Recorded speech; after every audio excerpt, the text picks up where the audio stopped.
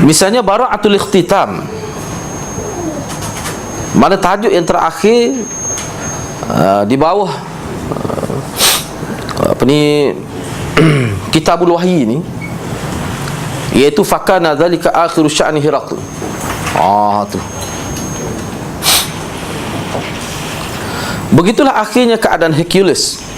Jadi perkataan-perkataan yang dijadikan isyarat kepada penuntut tersebut tidak semestinya dalam bentuk perkataan akhir. Jadi dia penutup setiap tajuk besar mesti dia ada isyarat kepada akhir. Walaupun dia tidak guna kalimah akhir, boleh jadi dia guna kalimah mati. Misalnya cuba tengok dalam nota tu. Tetapi Imam Bukhari juga membawa perkataan yang mempunyai makna penyudah, intihak itu, iaitu seperti tamat, mati dan sebagainya. Dia isyarat tu. Sebab kitab dia ni, dia kitab agama. Kitab agama tajuk dia sendiri pun dia ambil kira dia isyarat kepada kematian itu. Kita bermula dengan hidup, kemudian kita berakhir dengan mati. Jadi tempoh antara hidup dengan mati kita isilah dengan sunnah Nabi, isilah dengan amalan-amalan yang boleh menarik keredaan Allah SWT. Dia isyarat tu. Sebab tu kitab dia ni seperti yang disebut oleh ulama lah. Ulama sebut bahawa Imam Bukhari ni dia bukan sekadar nak sebut, nak tulis, nak susun kitab hadis dia, tetapi Imam Bukhari lebih kepada menulis kitab berkenaan dengan agama tu sendiri. Bukan semata-mata kitab hadis, tidak.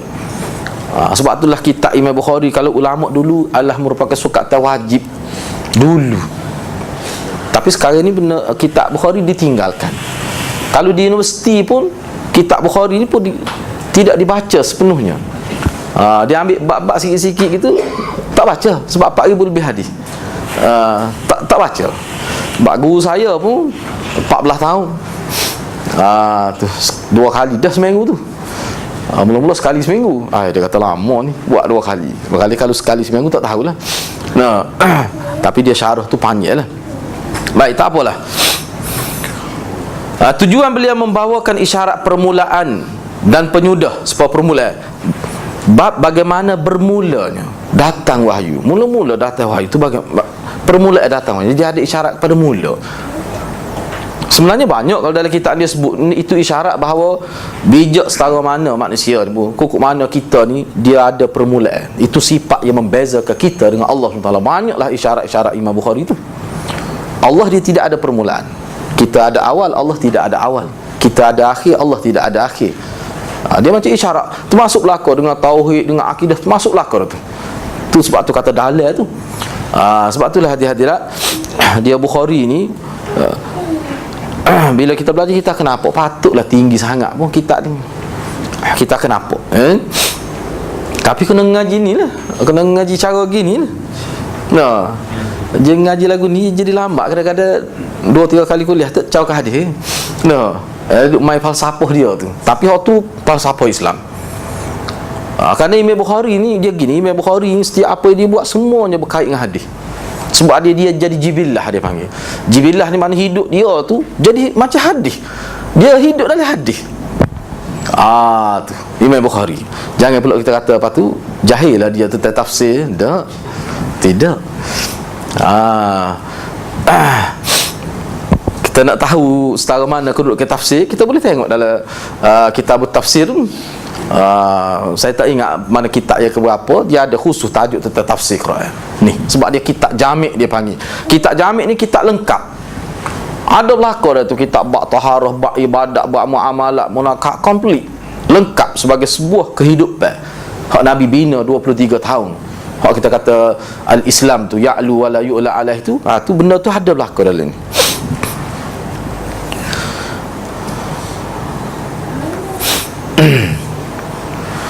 Jadi tujuan Imam Bukhari membawakan isyarat permulaan dan penyudah tersebut ialah untuk mengingatkan dirinya sendiri dan para pembaca kitabnya agar sentiasa tidak lupa kepada asal usul manusia yang datang daripada Allah, dan kepadanya lah jua pasti mereka akan kembali. Ia juga bermaksud menyedarkan kita bahawa setiap yang hidup ada permulaan dan ada penghujung seperti yang saya sebut tadi. Imam Bukhari dia banyak isyarat tu. Lepas tu banyak lagi Imam Bukhari dalam kita ketemu akan datang dalam tarajim dia Abwab wa Tarjim, tajuk-tajuk dia tu dia nak tolak. Imam Bukhari ni salah satu isyarat-isyarat dia yang agak halus lah, dia nak tolak faham salah dari segi akidah. Masa tu dia tekan sungguh dia punya Murji'ah, Jabriyah, Mu'tazilah, Khawarij. Dia tekan mana? Tekan pada tajuk dia. Mana tajuk-tajuk dia menjurus ke arah menolak faham-faham ni. Tu dah termasuk mana Syiah sendiri, tapi Syiah pada waktu tu tidak ketara belah mana zaman dia, tapi ada isyarat-isyarat dia. Jadi dengan isyarat pembuka dan isyarat penutup itu, beliau juga mahu mengingatkan para pelajar agar sentiasa memikirkan seperti maksudnya Imam Bukhari berbeza sekali dari sudut ni pula. Jadi Imam Bukhari berbeza sama sekali daripada pengarang-pengarang kitab hadis yang lain, kerana beliau telah memulakan kitabnya dengan perbincangan tentang wahyu. Kalau kita tengok parti kita baca kitab, tak ada ulama memulakan tajuk pertama dengan wahyu, dengan kitabul wahyi. Tak ada. Kalau kitab-kitab hadis lah memang tak ada. Ini kira lain lah secara mana mustaqil lah, mana berbeza terus dengan metod ulama-ulama dalam menyusun kitab ini. Tidak dinafikan bahawa setiap pengarang kitab tu dia ada metod dia sendiri, ada maksud dia sendiri. Dia tujuan dia letak bab-bab itu sebagai bab pertama, bab kedua, dia ada maksud dia. Itu mengikut selera penyusun kitab masing-masing lah. Misalnya di sini dinyatakan sebagai contoh secara ringkas. Misalnya Imam Abu Daud, Nasai, Imam Tirmizi memulakan kitab mereka dengan Kitabut Taharah. Ini biasa kalau kita kitab Sunan Abi Daud, Kitabut Taharah, bicara tentang kebersihan, tentang bersuci. Imam Nasai, Imam Tirmizi. Justru kenapa? Jadi apa sebab ulama-ulama lain, misalnya Imam Abu Daud, Imam Nasai dan Imam Tirmizi meletakkan tajuk pertama dalam kitab mereka Kitabut Taharah. Yang tajuk yang membicarakan tentang bersuci. Kenapa? Kerana melihat sembahyang itu sebagai rukun agama terpenting. Ini maksud dia, tujuan dia. Dan kesahihannya terhenti atas taharah. Jadi nak jadi sembahyang itu nak boleh diterima oleh Allah sah, dia terhenti kepada bersih, bersuci tu, taharah. Dia bincang bab taharah dulu. Sebab ibadat utama sekalinya sembahyang lah. Sebab kita tengok dalam hadis, di hari akhirat amalan yang mula-mula dihitung adalah berkait dengan salat. Tapi kalau dalam kubur lain. Kalau dalam kubur ada juga ditanya. Amalan yang mula-mula ditanya. Cuba kita tengok. Perkara pertama di soal dalam kubur ialah tentang taharah. Ada dah. Ni.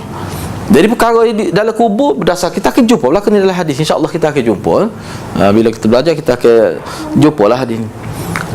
Tanya tentang taharah. Kalau di pada mahsyar tentang sembahyang lah utama sekali ditanya. Tapi dalam kubur bab taharah. Sebab tu kena jaga sangat bab taharah ni. Sebab tu dalam hadis Nabi, orang yang masuk neraka kerana kencing, Nabi sebut, ringkah Nabi sebut. Ada orang yang masuk neraka penyebab dia lah kerana kencing. Dia tak jaga kencing dia. Maknanya perkara yang remeh, yang kecil, dia tak jaga, menyebabkan perkara utama sembahyang itu tidak sah. Jadi kena jaga molek lah. Jadi tidak sah sembahyang. Boleh jadi kerana basuh tu tak cuci, ataupun pakaian dia tu terkena kencing menyebabkan dia sembahyang jadi tidak sah. Atau semua kata tak boleh pahala sikit, abu sah sembahyang. Macam-macam lah khilaf pula situ tu. Jadi benda kecil asal, tapi oleh kerana cuai, tidak jaga, tak ambil berat, maka kesal dia kepada benda yang paling besar, ibadat yang paling besar. Jadi kesal daripada tu, maka masuk neraka dia. Sebab ini kencing yang tidak terjaga ni maksudnya kalau menjadi kebiasaan. Benda-benda kecil ni kadang-kadang menjadi amal lah. Benda-benda kecil ni, sebab orang anggap benda tu kecil, tak jaga belah mana, tak jaga semua puluh-puluh tahun tak jaga benda-benda lagu tu. Jangan hati-hati lah.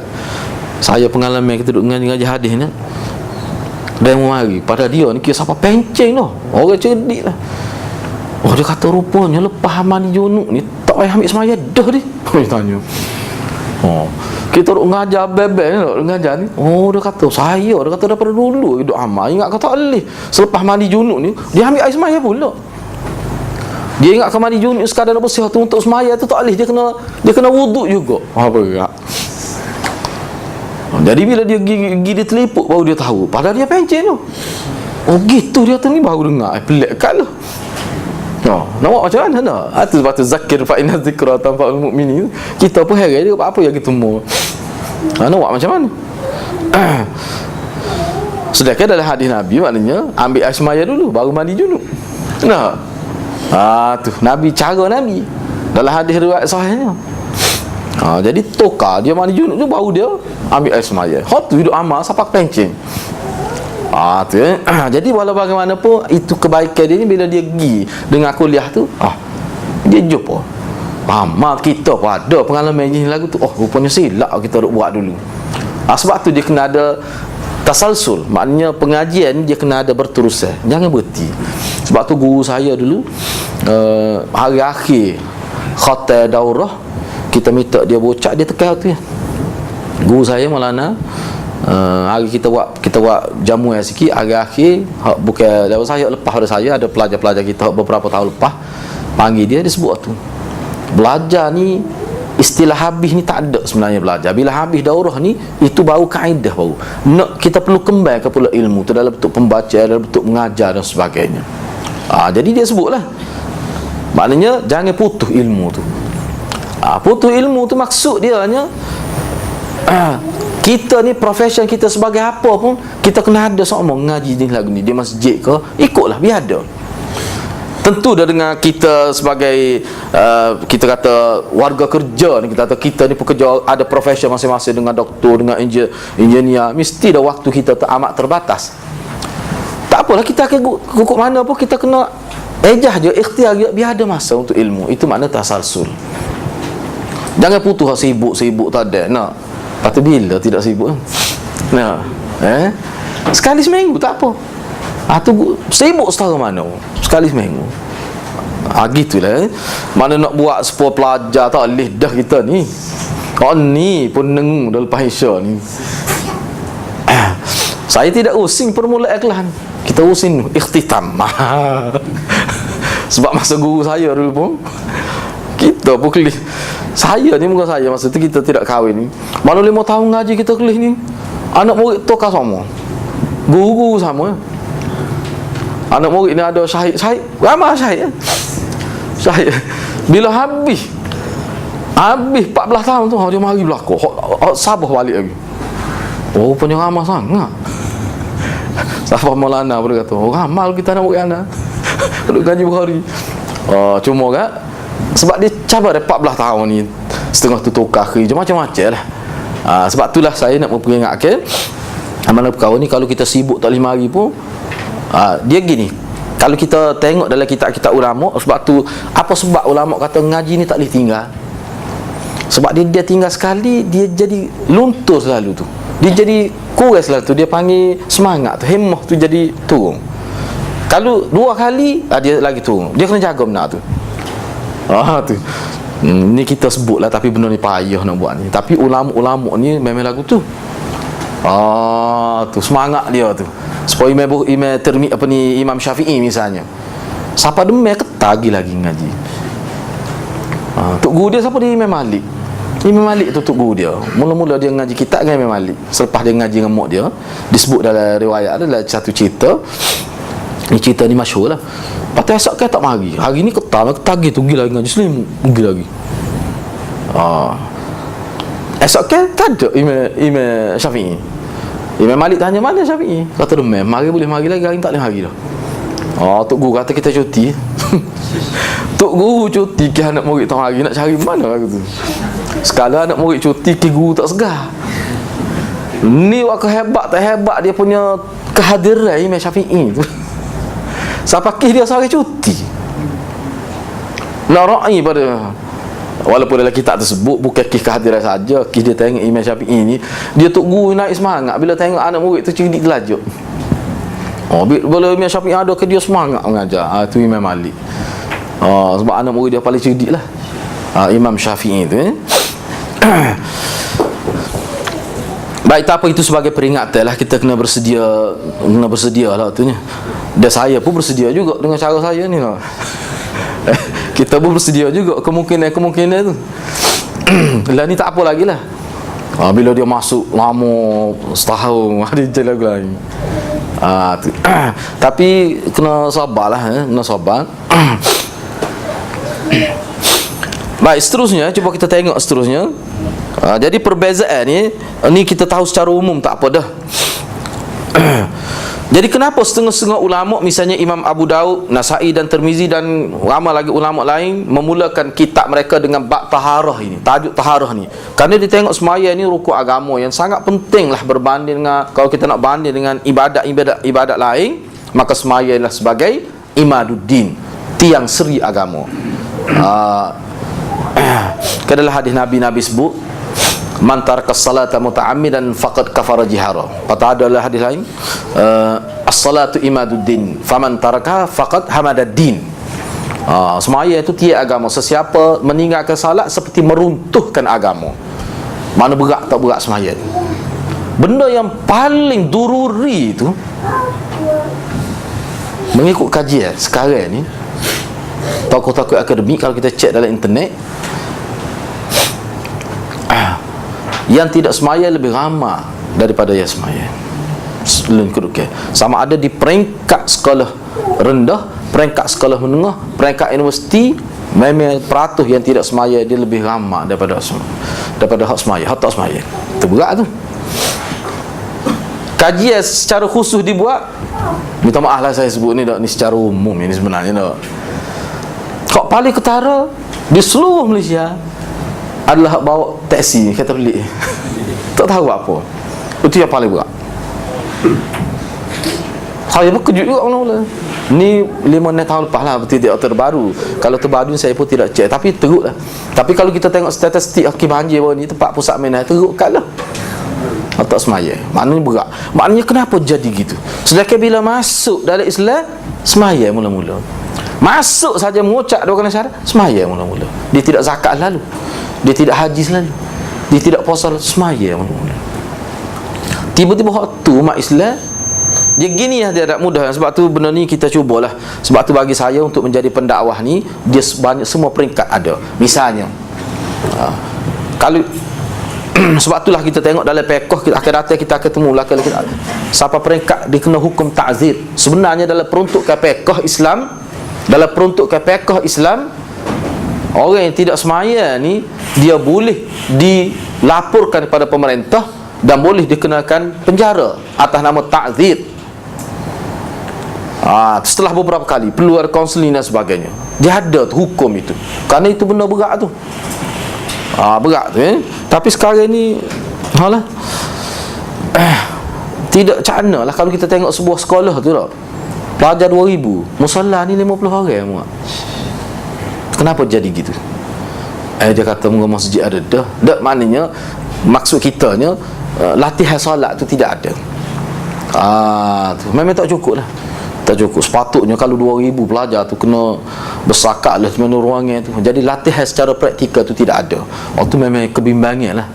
Memang kita bimbang lah. Saya ingat masa saya ngaji sekolah Arab dulu, koci pagar lagi tak maya. Mesti masuk maya belakang. Lepas tu pukul 2 lebih baru guru lepas dia kena semaya dulu. Jadi kalau tak masuk musalla pun luah lah dia waknya. Tu kalau tak pergi tu dia nampak selalu tak semaya tu. Cuba bayar ke 5-6 tahun lekat semaya. Tu pun setengah-setengah tak lekat lagi. Jadi penting sangat semaya tu. Jadi perkara pertama di saat adalah kubur tentang taharah, dan perkara pertama yang disoal di pada mahsyar, iaitu di mahkamah Allah, adalah berkenaan dengan salat di pada mahsyar. Setengah riwayat kata ketika di titiah sirat tu ada dah persoalan tu, ditimbulkan persoalan tentang salat itu. Sebab tu kalau kita ada tinggal semaya, kita qada.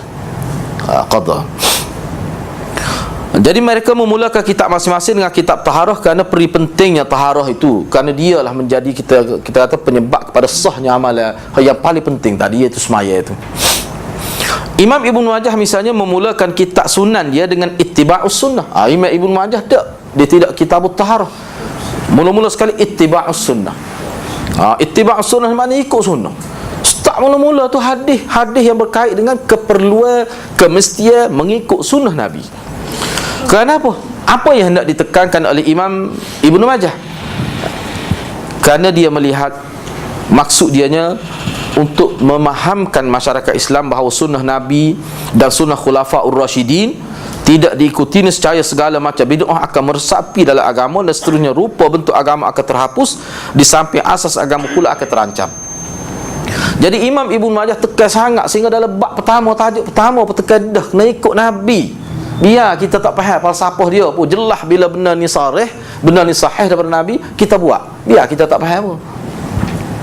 Seperti yang saya sebut sama lah, sahabat Nabi dia tak tahu pun mana sunat, cuma dia tengok Nabi buat. Sebab tu kalau kita tengok dalam hadis, tak kira lah Sayyidina Uthman ke, Sayyidina Ali ke, ataupun sahabat-sahabat lain, bila dia mengajar dia kata, tengok, kalau mu nak tengok Rasulullah ambil wuduk, mari. Masa tu zaman Nabi wafat dah, dia ambil bekas, dia ambil ismaya, dia kata beginilah Rasulullah berwuduk. Tu ya dia sebut. Aku tengok sendiri. Dia tak tahu pun ni sunat wuduk, dia tak tahu, cuma gini Nabi buat. Tu cara sahabat. Tu. Jadi tujuan kita belajar ni biar nampak tu lah. Jadi hak kita nak kategori hak mana sunat, hak mana makruh, kita hak selepas tu. Jadi kalau kita pergi ambil kitab fiqh, kita tinggal ni, jadi kita pergi cara kepada fasa-fasa tu dulu, dibimbangi takut tidak nampak hak asal seperti mana sahabat nampak. Biar nak sepatutnya, pengalaman saya hidup baca kitab, kita kena nampak tu dulu. Misalnya kalau semaya, bagaimana Nabi semaya? Hak orang panggil sifat semaya Nabi tu. Selepas biar jelas pada hadis, barulah kita pergi kepada pandangan ijtihad ulama dalam masalah. Baru selepas itu. Tu sebenarnya. Kalau tidak, timbul masalah. Minta maaf lah saya sebut sebab ni kita ngaji atas, tidak ngaji bawah ni. Nah, bila ngaji atas ni lain sikit lah. Tujuan saya duk perhati tengok antara sebab kenapa jadi timbul masalah mazhab. Masalah mazhab ni timbul bila? Zaman Imam Syafi'i apa tak timbul, perbalahan mazhab tak timbul lagi. Tak timbul. Selepas tu, selepas kurun keempat tu, mula jadi macam ada setengah ta'assub dan sebagainya. Kerana sistem pengajian itu berbeza. Suppose sekarang misalnya kita tengok, ni pengalaman lah, pengalaman kita baca kitab, kita tengok orang yang belajar, misalnya belajar fiqh saja misalnya, kena belajar belakang, tetapi dia tinggal, tak ngaji langsung hadis misalnya, lain cara dia mikir, lain cara dia lain. Tapi kalau sekiranya seorang itu belajar hadis, lepas tu belajar fiqh pula, lain kita tengok cara dia. Mana penulis kitab pun ada kesan dalam penulisan dia. Jadi hadirat, kalau kita habis kitab Bukhari ni lengkap ni, memang lengkap, ada semua ada. Ni orang panggil kitab jami'. Sebab tu hak ni orang tak panggil Sunan Bukhari, jangan sebut Sunan Bukhari. Sebut Sunan Bukhari ke, malu hak orang ngaji Bukhari. Ni jami' Bukhari, kitab jami'. Sahih Bukhari ni kitab jami'. Jadi kitab jami' mana kitab yang mengumpulkan semua tajuk-tajuk agama. Ada belakang dalam tu. Bab pemerintahan, supaya kita kata kitab Riyadhus Salihin itu, tu kitab akhlak dia panggil. Kitab hadis akhlak, hadis-hadis yang Imam Nawawi kumpulkan hadis-hadis yang menyentuh berkenaan dengan akhlak ya. Lepas tu cara amalan dalam agama. Tu pun dekat 2000 juga, 2000 lebih hadis. Tu. Ada setengah tu fiqh saja. Fiqh, cara fiqh. Bab akhlak ni tak ada, sebab dia maksud untuk fiqh. Misalnya Sunan Abi Daud misalnya, tu kita bertaharah lah mula-mula tu.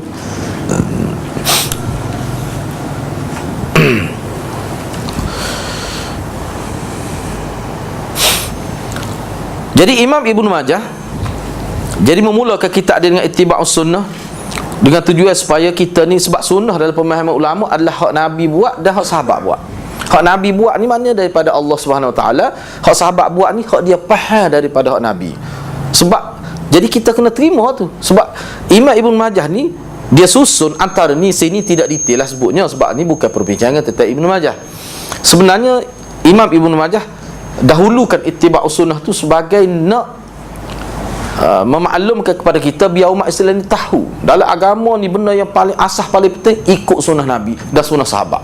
Kalau sebut sunnah Nabi, dia sebenarnya termasuk dah tu dalam sunnah sahabat tu. Sebab apa? Sebab sahabat Nabi ni, dia sebagai penghurah, dia lah yang paling faham tentang amalan Nabi. Sebab dia tengok sendiri. Sebab tu Nabi jamin tak akan sesat. Imam Ibn Majah nak ayat tu, kalau kamu tolak sahabat Nabi seperti kamu tolak Nabi dah. Tu. Sebab tu ulama dulu, dia faham molek tu. Sebab tu Imam Ahmad kata kalau mu dengar orang kecek tak molek tentang sahabat, fatahim Islam. Mu kena ragu dia ni Islam ke tidak. Siapa begitu sekali? Sebab apa tu? Sebab masuk molek suka tes pelajaran. Sebab kita ni tak. Ni. Sebab suka tes pelajaran tak ada tu bab sahabat tu. Kalau ada sikit-sikit tentang sejarah Islam pun tentang peperangan. Jadi pelajar-pelajar tengok ngaji tentang peperangan. Start Nabi mati tu balas lalu. Nah, itulah di sebagai suka terpelajari. Habis apa sejarah Islam tentang peperangan, perebutan kuasa. Ni bermula sistem monarki, sistem beraja zaman Muawiyah. Siapa hari ni orang pergi lagi tu? Padahal cerita tu tak betul. Dalam Bukhari ada belakang. InsyaAllah kita jumpa bab sirah khusus. Kitab Siyar.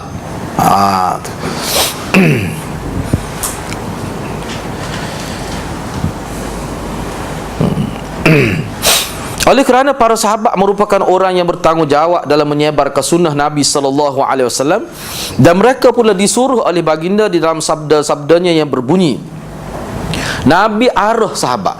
Kalau Nabi diarah oleh Allah Subhanahu Wa Taala supaya sampaikan agama, maka Nabi mengarah ke sahabat dia sebagai anak murid dia supaya sampaikan agama ni kepada orang-orang yang tak sempat dengan Nabi. Misalnya hadis ringkas, Nabi kata liyuballigh syahidu al-ghaiba.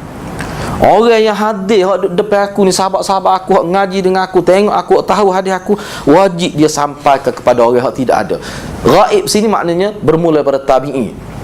Orang yang tidak, orang panggil sahabat. Termasuk kita ni ghaib lah ni, orang yang tidak sempat bersama Nabi. Maknanya agama ni tersebar melalui lidah sahabat, melalui perbuatan sahabat.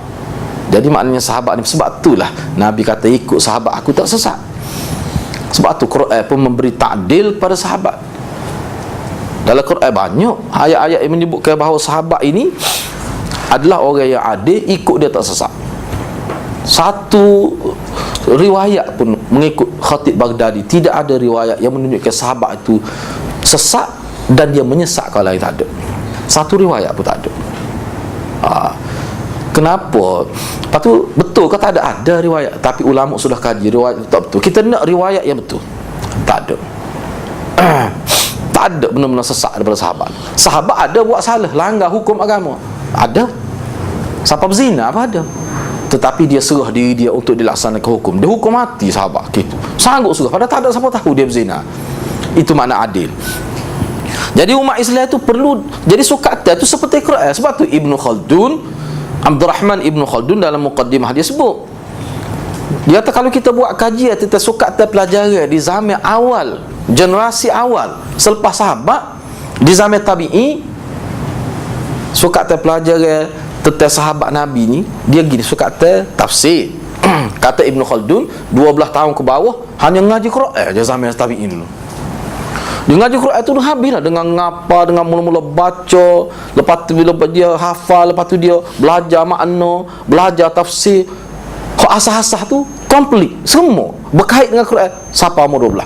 Masuk peringkat menengah, yang ni umur 13 tahun baru dia ngaji ilmu nahwu, ilmu hadis, baru dia ngaji yang lain. Maknanya Quran dulu. Ni kata Abdurrahman Ibn Khaldun dalam kajian dia. Ni tokoh ahli kemasyarakatan, ilmu dalam bab kemasyarakatan, dia buat kajian. Sebab itulah pada waktu tu umat Islam ni kemah, kerangka agama tu tepat, suka terpelajari dia tu. Tapi tempat kita ni tak ada tu.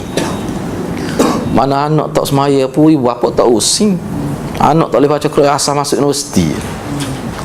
Kalau anak tu tak boleh kan muka ni jadi keruh, sepasoro muka. No, bapa tu malu pergi sekolah. Bapa ni mari lewat ni, orang lain masuk belakang ni, ajar tu. Ajar tu anak tak boleh sahabat tu. Malu, jalan pun tolok gitu. Tapi anak tak semaya tak apa. Tu. Jadi benda tu jangan, bukan maksud nak kata kat orang. Itu kita boleh buat koreksi, boleh nilai. Maknanya kedudukan pegangi agama. Bayarkah jadah anak tak semaya, lepas tu tak si jadi Kristian lagu mana, tak si jadi tukar agama lagu mana, tak tahu apa satu Islam lagu mana tu tak semaya. Tu. Jadi kita sebagai orang yang ngaji hadis ni, maknanya benda tu kita, jadi salah satu, saya tak ingat saya sebut dah sebelum ni, salah satu kesan yang sangat positif bagi orang yang ngaji hadis secara sistematik, dia jadi terbentuk diri dia memberi penekanan kepada ibadat seperti Nabi. Apa yang Nabi tekan dia tahu, dia jadi gitu. Ni Nabi tekan bab ni, dia akan tahu. Ni Nabi tak tekan. Sebab kalau kita tengok orang kita lah ni, dia tak faham tu. Dia sanggup perhabis beribu-ribu duit. Benar tu pada tak ada belah mana pun lah. Tapi hak sepatut kena perhabis duit. Nabi jamin dengan surga, dia tak cara pula. Habis juga duit. Ni cuba tengok. Dia tak sanggup nak perhabis pada anak yatim, pada pelajar-pelajar agama, tapi dia sanggup buat makan gini habis 5,000. Sahur dia duduk depan, panggil orang jemput mari dah. Dia sanggup tu. Tapi orang ni tak sanggup. Sebab apa? Ada tak kena tu. Tu. Ada tak kena. Jadi dia perhabis duit tidak pada tempat yang sepatutnya. Tidak pada tempat yang sepatutnya. Jadi kita orang Islam, kita kena tahu tu mana kita nak perhabis. Sedekah sendiri tu Nabi suruh rancam balik. Nabi suruh tengok. Ni sebab tu jadi tak berubah masyarakat, sebab kita tekan tu tak kena tempat dia tu.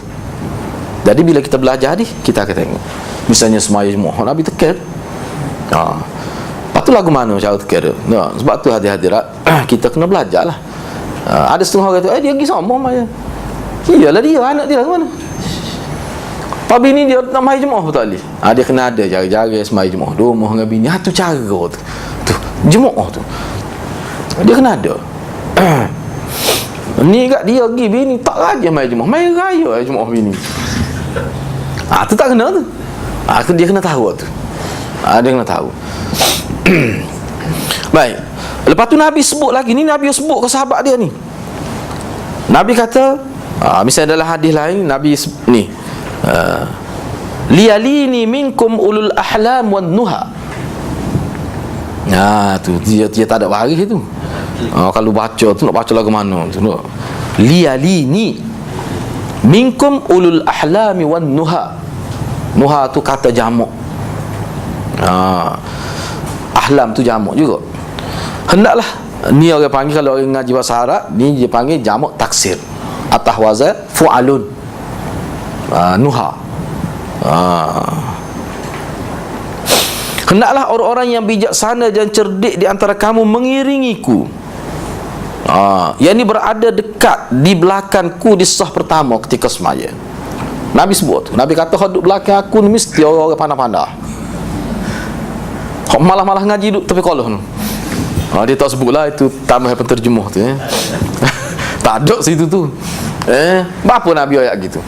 Ulama faham lagu mana? Pensyarah hadis faham lagu mana hadis ni? Cuba tengok. Jadi isyarat tu Nabi. Hak duduk di sah pertama ni. Kan ada cerita ngaji pondok dah tok guru duduk kuat dah tekan sah pertama lebih ni, penuh sah depan ni. Hak cerdik-cerdiknya mari lewat sama. Jadi penuh sah depan ni dengan hak nak kelebihan je, tapi dia tak ngaji. Tu MS ketung hari tu. Dia pondok ni banyak cerita je, sebab sedap kat pondok ni. Batas maya tu email gua dulu, sebab tu balas dulu dia ada pintu kecil tu bik ni macam ada tu email nak lari tu tidak terjun kot nela lah. Tu email lagi. Tu email tu batas maya. Kalau depan ni pakai senyap belakang mau tahu ti. Pakai senyap dia tahu ti. Duk tunggu tu email naik pula. Kita akan jumpa hadis khusus lah tu, sama ada nak boleh tunggu tu email, kalau tak boleh tunggu dia ada bab khusus pula kitab Bukhari ni. Boleh ke tak? Mana tu email gitu dia nak suruh makmum tunggu. Ada hadis tu.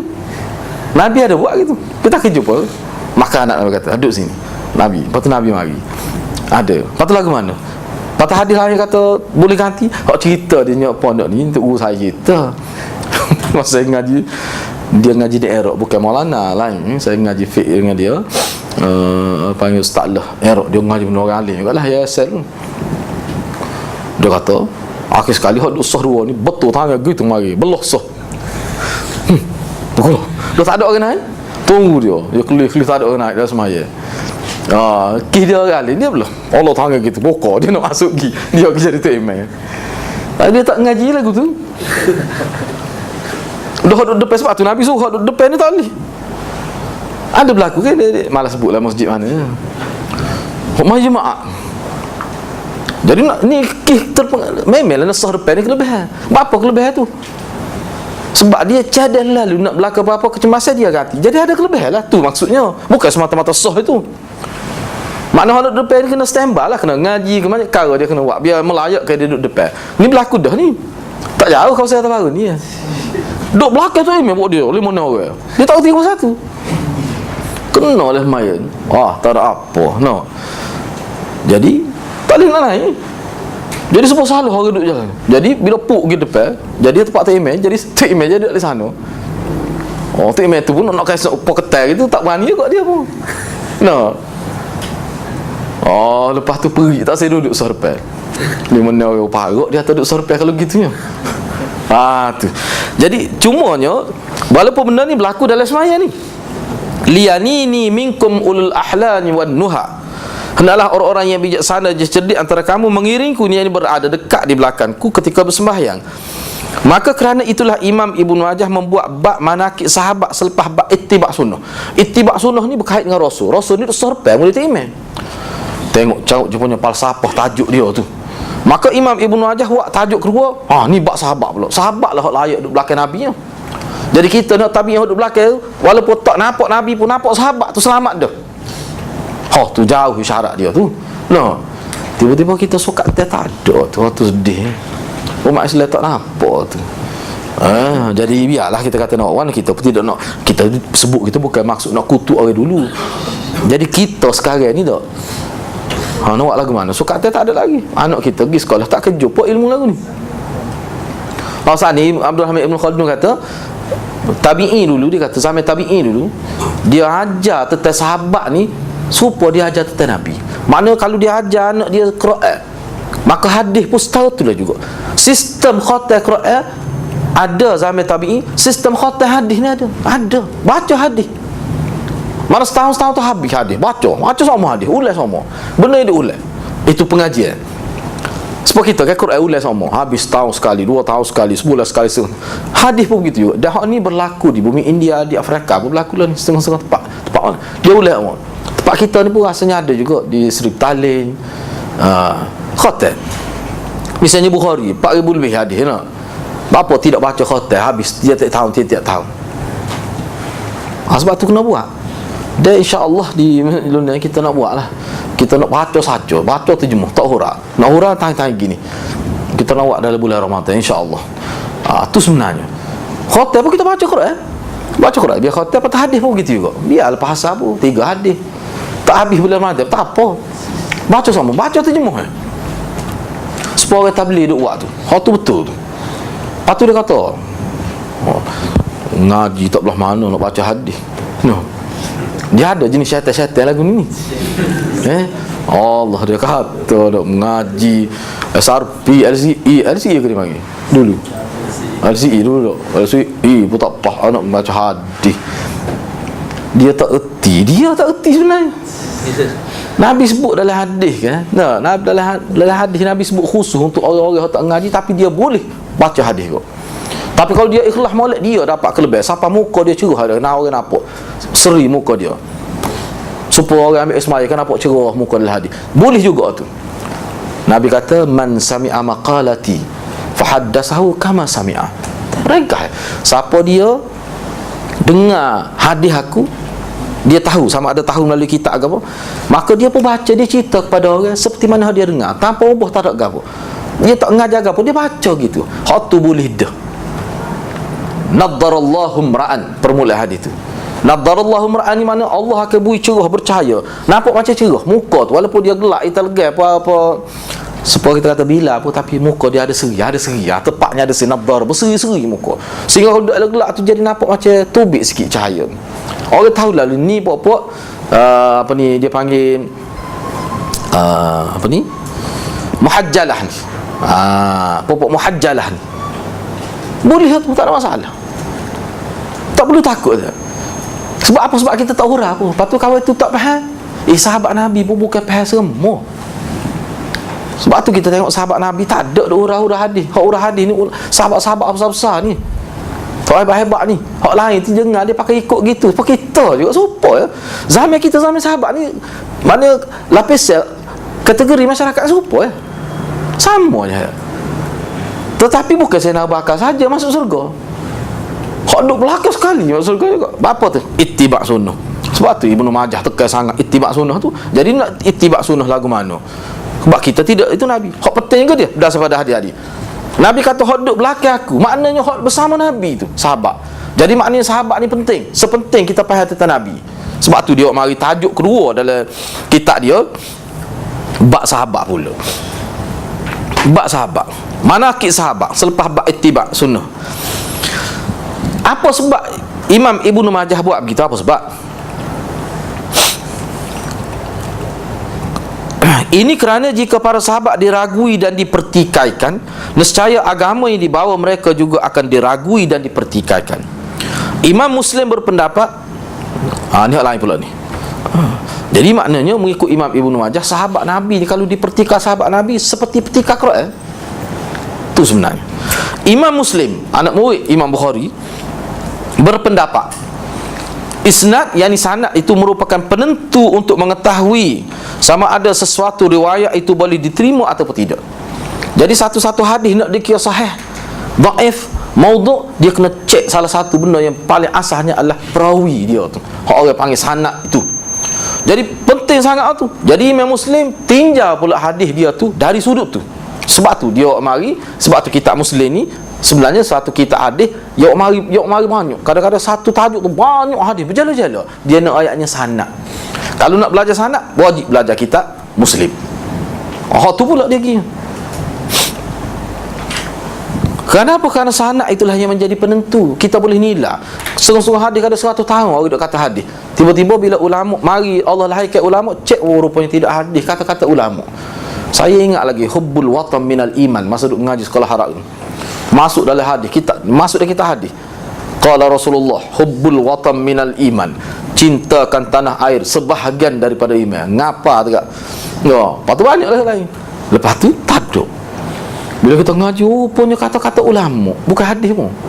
Jadi yang buat so kata tu pun buat. Lepas tu dia tahu buat. Boleh jadi dia, kau lain buat, tak tahu lah. Tapi maknanya bagaimana ulama boleh tahu tu? Dia boleh access maklumat tu melalui cara kitab rijal. Dia ada pula satu kitab yang daftar ke perawi ni. Perawi ni ulama sebut gini biodata dia. Tu. Sebab tu boleh cek. Kita ni sejarah tak jauh dari kita. Kita tak nak cek sebab apa? Sebab tidak ada data, maklumat sanad tu tak ada. Kita tak tahu mana. Tok kita betulkan nama kita tak tahu tok kita. Toknya kita nama dia tahu. Tak tahu dah. Tu orang Melayu. Tapi orang Arab ada. Orang Arab ni memang Allah SWT buat khusus. Dia memang dia ada. Kita ni raja yang ada sanadnya. Silsilah keturunan. Orang Arab ada. Dia panggil ilmul ansab. Ada kitab seteban ilmu ansab. Sahabat Nabi yang paling alim ilmu ansab ni Sayyidina Abu Bakar. Nabi sebut Sayyidina Abu Bakar ni paling alim dalam ilmu keturunan Arab. Sebab tu Nabi bila Zaid bin Thabit nak bersyair, Hasan bin penyair Nabi, syair Rasulillah.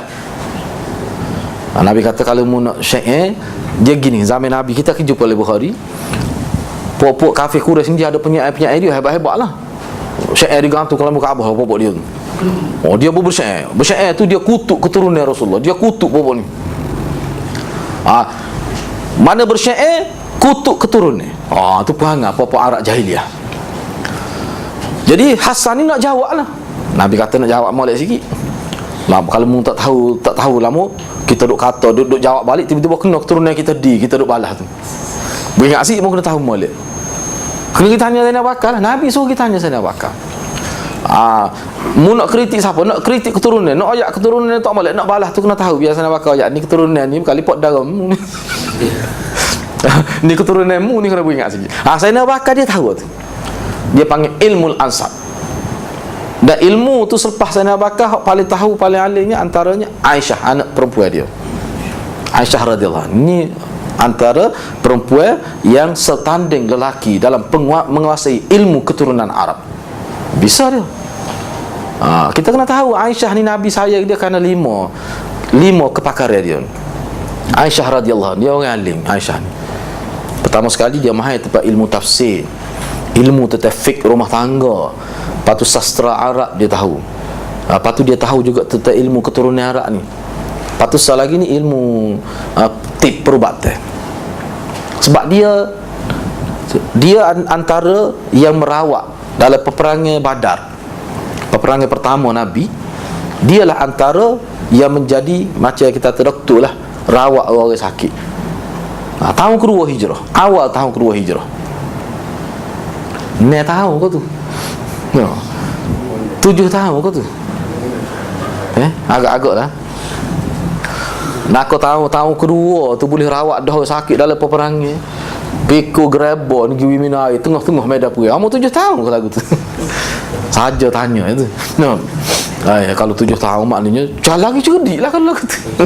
Lagi cerdik. Jadi benda-benda gitu, insya-Allah dalam Bukhari ni kita akan jumpalah benda-benda gitu. Baik. Tu. Lantaran kedudukan sanad yang amat penting itulah maka Ibnul Mubarak pernah berkata, tokoh besar dalam ilmu hadis ni, Ibnu Mubarak kata, al-isnad minad din. Dia salah tu dia jadi ada duk sen ni. Al-isnad minad din ada tu duduk nombor 7 ni. Tiba-tiba tubik gitu, muka dia tak selari dengan Roman ni. Hak Romi ni. Al-isnad minad din. Walaula al-isnad laqala man syaa ma syaa. Isnad itu sebahagian daripada agama. Jika tidak ada sanad, tidak ada isnad, sanad ni hak sama. Nescaya akan berkatalah orang yang akan berkata apa yang mahu dia kata. Setiap orang ni boleh bercakap agama ikut-ikut selera dia bila tidak ada sanad. Islam ni terjaga, agama ni keaslian dia terjaga kerana sanad ni lah. Setiap maklumat agama sampai kita melalui sanad. Mana ada disiplin ilmu lain dalam agama lain, dalam bangsa lain? Tak ada. Tak ada. Sebab tu Profesor Dr. Marzuki, pakar sejarah Asia Tenggara ni, dia kata hadis apa ni, muka dia bahagian fakulti sejarah di UKM masa tu. Saya pernah ikuti program dia lah. Dia pernah tanya waktu makan tu, minggu sekali dengan Tok Syekh Maulana, makan semeja dia, sempat bercakap dengan dia. Dia kata, mula-mula dia kaji tentang sejarah, lepas tu dia belajar pula tentang ilmu hadis.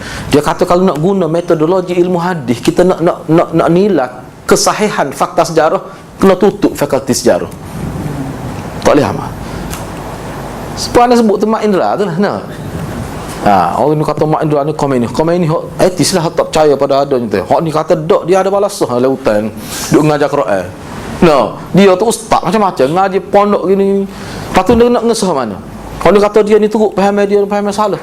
Etism. Jadi mulhid. Nak pakai mana?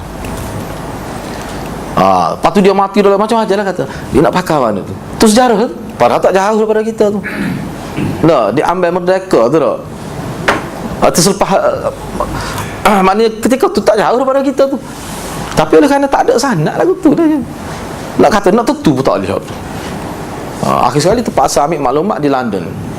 Hak je kumpulnya orang kapi, hak tak mayabel. Tu kelemahan kita. Jadi kalau kita nak kaedah ni, okey, awak kata Mak Indra tu etis tu, awak tahu bagaimana? Awak kenal ke dia? Awak umur berapa lah ni? Kalau sanad hadis tanya gitu. Awak ada ke bersama dia? Awak kenal ke dia? Tak. Lepas tu ayah awak tak ada. Lepas tu awak tahu mana? Saya baca kitab. Siapa dia tulis kitab tu? Orang ni tulis. Lepas tu kalau tu tulis ambil mana maklumat tu? Guru dia tu siapa dia? Dia nasa. Lepas tu guru dia maya ke tak? Semua kena tanya berlaku. Kalau sebab tu akan datang kita akan belajar lah tu. Tu kita akan belajar. Hadis ni tak boleh pakai. Apa perawi dia tu muttaham, tertuduh. Sama ada muttaham bil kadzib, tertuduh dengan dusta, ataupun tertuduh dia terlibat dengan ajaran sesat, ataupun dia ni runtuh akhlak. Kenapa? Tak semaya misalnya. Tak boleh terima. Patah acak kali dia pelawak, tak boleh terima lalu. Sekali boleh kira lagi. Ni nak kali jemaah pelawak ni misalnya, tak boleh. Tak boleh. Acak kali dah tu tak boleh. Jadi hilang tu dia punya credibility dia sebagai perawi tu. Yang itu memang. Lepas tu acak kali lupa ni tak dasar. Lupa dasar apa? Tapi tak boleh dalam bab hadis. Tak boleh. Sebab tu anak dara Aisyah Hisham mengikut Imam Suyuti ketika dia umur 70 lebih tu, dia ingat dia celaru. Ulama telah pasti bila dia pergi ke Kufah, ingat dia bercelaru. Hisham, apa ni Urwah tu, Hisham bin Urwah. Urwah tu anak dara dia, Urwah Az-Zubair. Urwah dia adik-adik Abdullah ibn Az-Zubair, Az-Zubair ibn Al-Awwam tu, anak Asma tu lah, adik-beradik Aisyah tu. Tu Asma ni dia hijrah ketika umur 27 tahun. Dia hijrah ketika umur 27 tahun. Semua ulama terima, tak ada khilaf tu. Beza dia dengan Aisyah ni 10 tahun. Kira dia Aisyah hijrah umur berapa? Jadi benda-benda gitu. Wali taksamu nak ada rasa apa ni? Allah tuju, Allah buat bulan-bulan supaya kamu boleh kira. Kamu boleh kira. Ilmu matematik ni banyak berkait dengan bulan tu. Kamu boleh kira. Kamu kena kira lah. Dah kakak dia umur 27 hijrah. Lepas tu semua ulama terima bahawa beza Aisyah ni dengan kakak dia 10 tahun. Lepas tu semua ulama terima dia hijrah ni duduk satu kenderaan, utah naik sekali dia hijrah. Lepas tu kalau kita kata Aisyah ni umur 6 tahun, 7 tahun, dia akan bercanggah banyak hadrat fakta sejarah. Akan bercanggah banyak. Baik, seterusnya kita ambil sikit lagi. Ni daripada sini saya nak baca semua ni sebagai kerana mukadimah biar kita nampaklah kepentingan belajar hadis. Pentingnya sanad setahun mana. Hak tu tak apa dulu. Lepas tu kita nak buat kelas mustalah hadis ke, kita tengok hak ni setahun mana. Kita tengok ni, kalau hak ni pula iPad dah. Sebab kena ngaji ilmu mustalah hadis. Kalau saya peliknya kita duk baca, duk tengok, duk bukan kaji, kita baca ulama kita kaji.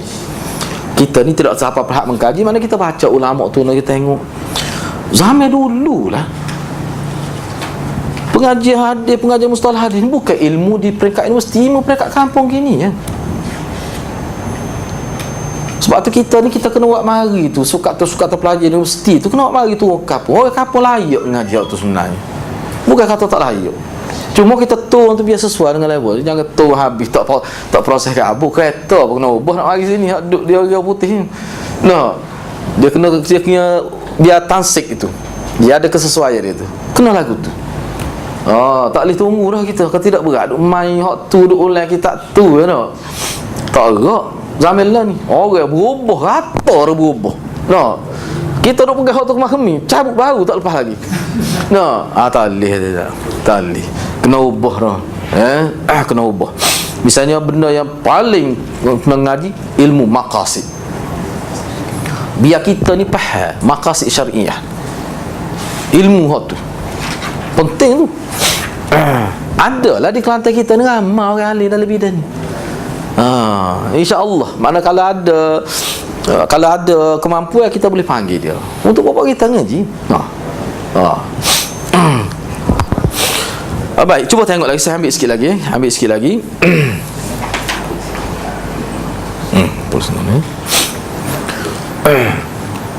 Jadi melihat kepada betapa pentingnya isnad dalam menjaga kesucian agama, maka Imam Muslim memulakan kitabnya dengan perbincangan tentang isnad sebelum menyentuh soal-soal yang lain. Jadi dalam kitab Bukhari, dalam kitab Muslim ni memanglah dia untuk mempelajari kaedah-kaedah buat kajian tentang sanad ni. Sebab tu riwayat dia banyak. Kadang-kadang hadis tu hadis sama ya, tapi riwayat lain. Dia nak mengajar sanad. Pentingnya sanad ni. Baik. Kita ambil lagi, cuba tengok lagi Muwatta misalnya. Imam Malik ni tu guru Imam Syafi'i kita. Memulakan kitab Muwatta. Muwatta ni sebelum Bukhari lah kitab hadis pertama lah. Muwatta ni dengan waktu-waktu semaya fardu. Kitab dia tu mula dengan waktu semaya. Bab mula-mula. Dia nak ayat ke dia berkali pengaruh semasa juga oli. Dia tengok orang tak apa cak mana maya. Berkali je gitu ni. Sebab Imam Bukhari masa tu pokok Murji'ah Mu'tazilah tu kuat faham apa falsafah ni pemikiran. Dia kritik. Kita akan jumpa akan datang insya-Allah dalam tajuk-tajuk dia. Jadi waktu-waktu semaya fardu menjadi istimewa dan perlu diutamakan daripada yang lain kerana keistimewaan semaya fardu itu sendiri. Itulah sebabnya Imam Malik mengutamakan perbincangan tentang waktu-waktu sembahyang daripada perbincangan-perbincangan yang lain. Mungkin juga Imam Malik bermaksud menyatakan kepentingan masa dalam kehidupan manusia yang tidak dapat dinafikan oleh sesiapa jua yang berakal fikiran.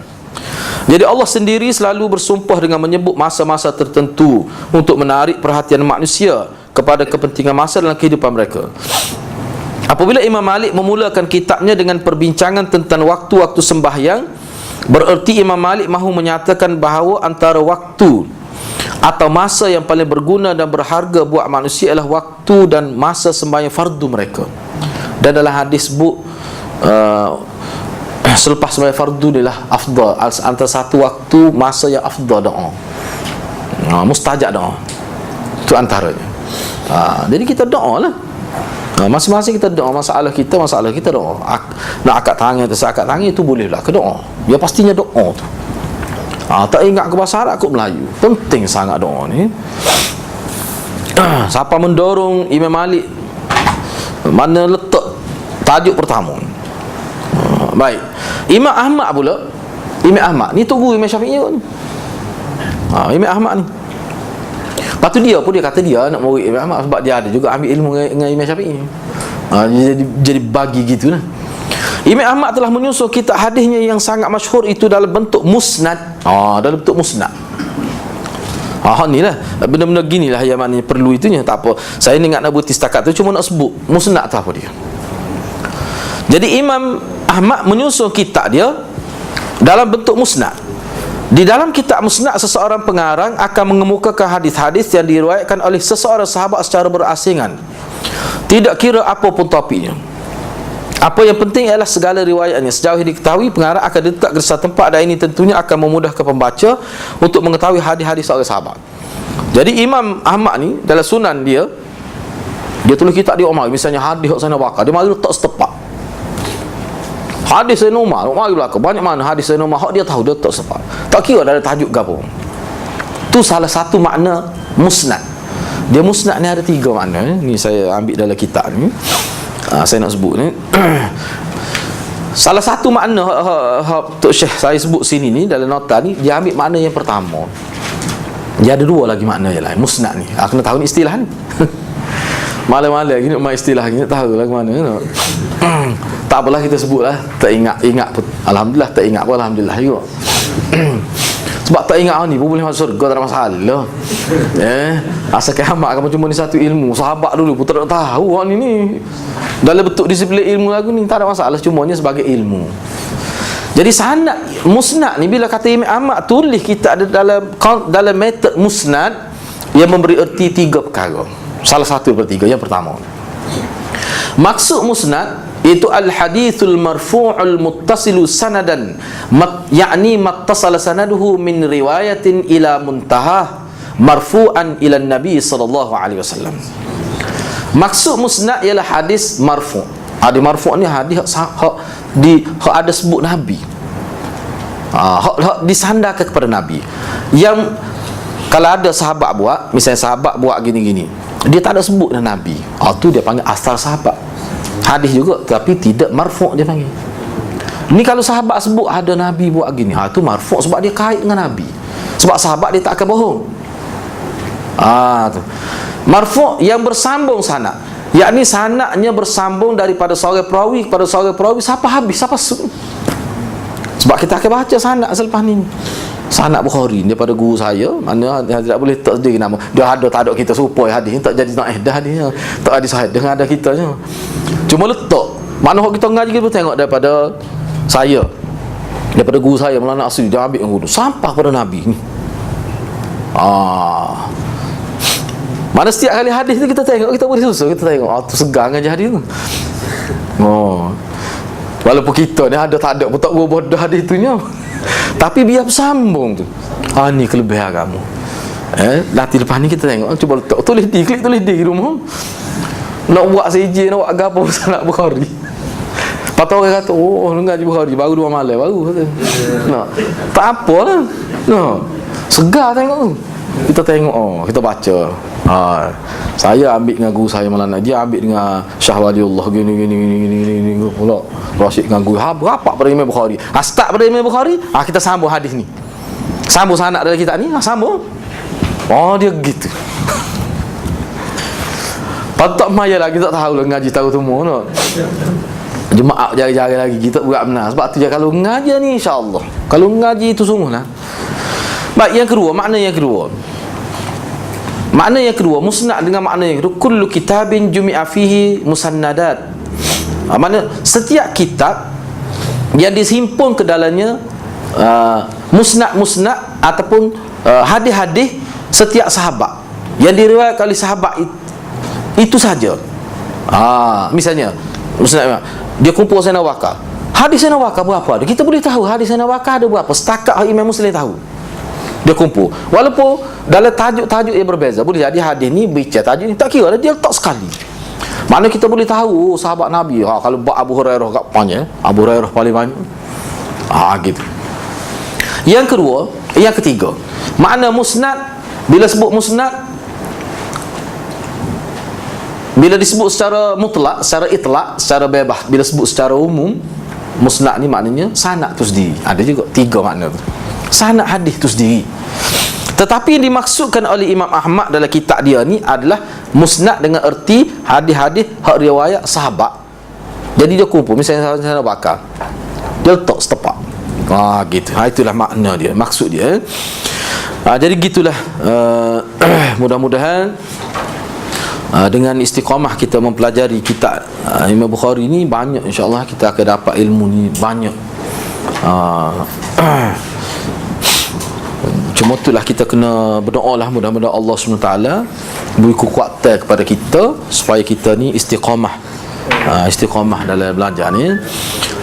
Cumanya kalau bagi yang boleh bahasa Arab, cubalah hati-hati, cubalah belajar bahasa Arab, supaya kita dapat, sebab banyak sangat khazanah ni kita boleh baca sendiri. Cubalah setakat kita mampu kan. Rasanya setakat itulah. Ada nak tanya apa-apa kau berkaitan ni, kalau ada nak persoalan, satu dua soalan boleh lah. Ada soalan ke?